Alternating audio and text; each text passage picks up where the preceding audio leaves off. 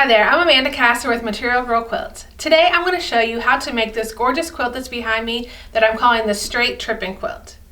Now, I come up with the name for this quilt because the method I use to piece this quilt is similar to what is used in the Scrappy Trip Around the World quilt, if you have seen that pattern. But instead of doing multiple trips around the world, we're just going to do a straight diagonal trip on this quilt pattern, and I think you're going to enjoy making it. Now, one of the best things about this pattern is that all you need to create the quilt top is 2 matching jelly rolls. So choose whichever your favorite jelly rolls that have the array of your favorite colors or favorite fabrics, and put those 2 together to create a quilt just like this. And as a reminder, if you are a member of Material Girl Society, you will have access to a PDF pattern that you can download with all the instructions to create this quilt.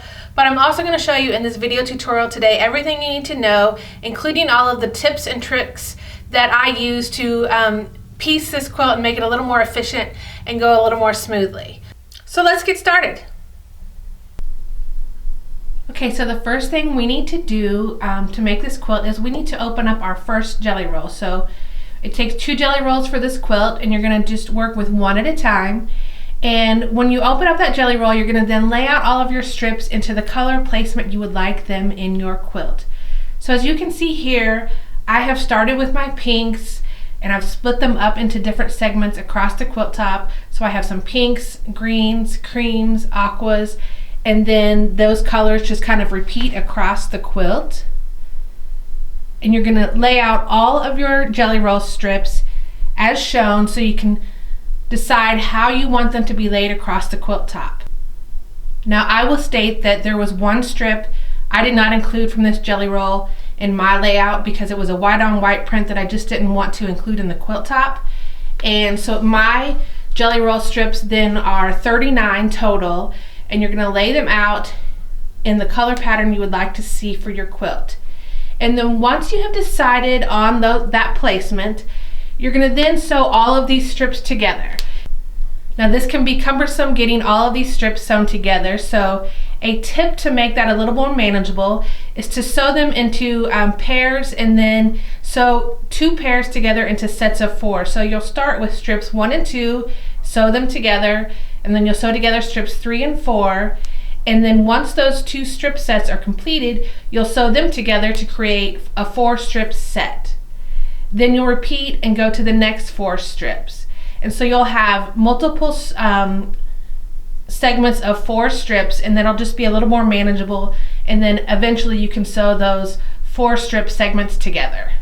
Now the most important thing when you are sewing these strips together is how you're going to press your seams.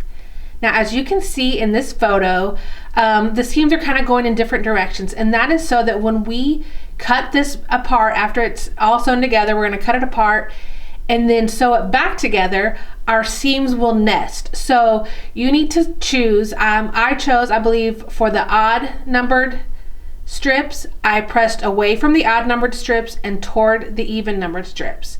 And so all of your odd and even numbered strips should have the seams pressed in the same direction. Now here is a progress photo showing where I have my strips sewn together. First I did them in pairs, and then I had sets of 4 strips, and then I sewed those segments of 4 strips into 8, and that's what we see here. And now I'm going to sew all of those segments together to create one very long strip set.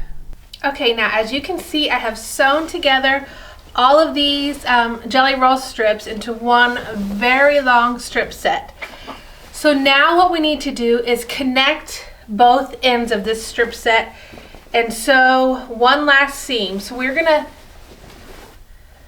take both ends and do another 1/4 inch seam along this edge here, and that will make one big loop of fabric, so it will create a circle. So we're going to sew this seam now, and then I'll show you how we cut it apart. Okay, so here I have my long strip set, and as you can see, it just creates one big loop. So what we're going to do is we're going to now cut this into 2.5 inch strips going in the opposite direction of the seams. So to do that, it's a pretty wieldy piece of fabric now, obviously. So we're going to fold it in half to make it fit on our cutting mats. And work to make sure that your seams are lined up. You know, your fabric is straight once you get it folded. Check your folds and make sure that you don't have anything kind of tucked up underneath, that we don't have extra folds in there. And if everything feels all smooth and your seams look straight, we're going to cut some 2.5 inch strips across the length of these strip sets. Okay, so our first step is to trim off the selvage edge. So we have trimmed that off here and made a straight edge for us. And now we're going to cut 2.5 inch strips. And I find it easier. I have this 24 inch by 6 inch ruler, and I'll cut 2 at a time. So I'll line it up on the 5 inch mark, and I like to line it up also, you know, you find some lines on your ruler to line up a few of your seams just to make sure that you're nice and straight across your strips. And it's also helpful to use a sharp new blade since you're going through several layers of fabric. So we lined up on the 5 inch, and now we'll line up again on the 2.5 inch.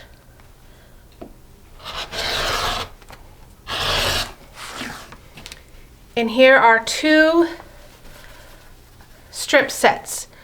Now, the first thing we need to do when we're, after we cut all of our strip sets, is we are going to then take our seam ripper and we are going to rip the seam between, this was my fabric 1 and this was my fabric 39, since I only used 39 fabrics from my jelly roll. So I'm going to rip the seam in between fabrics 1 and 39. And there is 1 row for your quilt. Now the next set, I need to rip the seam in between rows or fabrics 1 and 2. So the last time we ripped the seam in between 1 and 39, and now we're going between fabrics 1 and 2.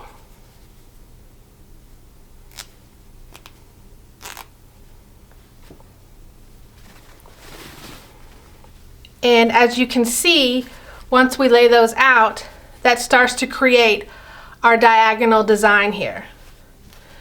So you'll continue along this fashion. Your next strip set that you cut, you will rip the seam between fabrics 2 and 3, and then between fabrics 3 and 4, and so on. Now once you have all of these strips cut and then the seams ripped so that they're in order to go in the nice diagonal pattern, you'll start sewing them together. And so I have already done that with my first jelly roll pack. And so here is half of the quilt, as you can see. And it's long, since it's 39 you know, strips wide, or 39 strips long. So it is going to be a nice long quilt, and here is half of the quilt top all pieced together. So now once we go to do the second jelly roll set, which is what I have here, we will have to pay attention to where our fabric placement is, and this time we're not going to rip the seams between fabrics 1 and 39 and then 1 and 2.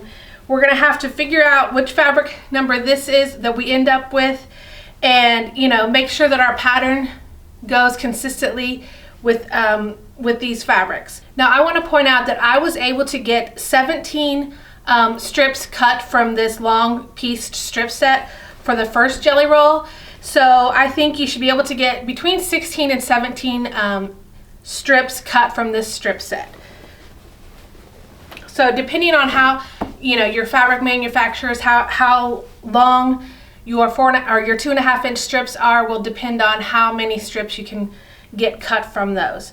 So that will also determine how wide your quilt will be. So since we have a couple more strips cut here, and the next row on my fabric, here's where, this side right here is where I'm going to continue my pattern. So I need to locate the fabrics here and rip the seam in between the next set. So I just actually happen to have that here. So as you can see, since the last time this cute little Sunbonnet Sue print in pink was at the top of my quilt here, I need to rip the seam between the next ones.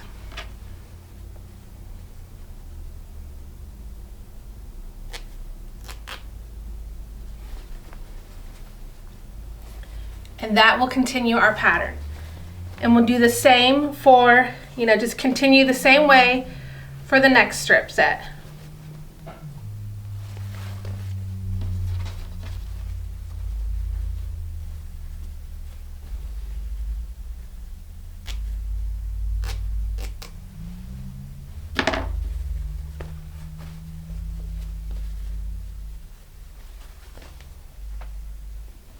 So again, here's how it will continue.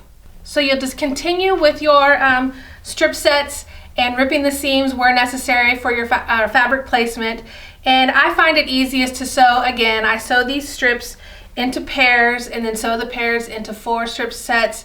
And then as we get those together, then they're more manageable when it's in bigger sets like that.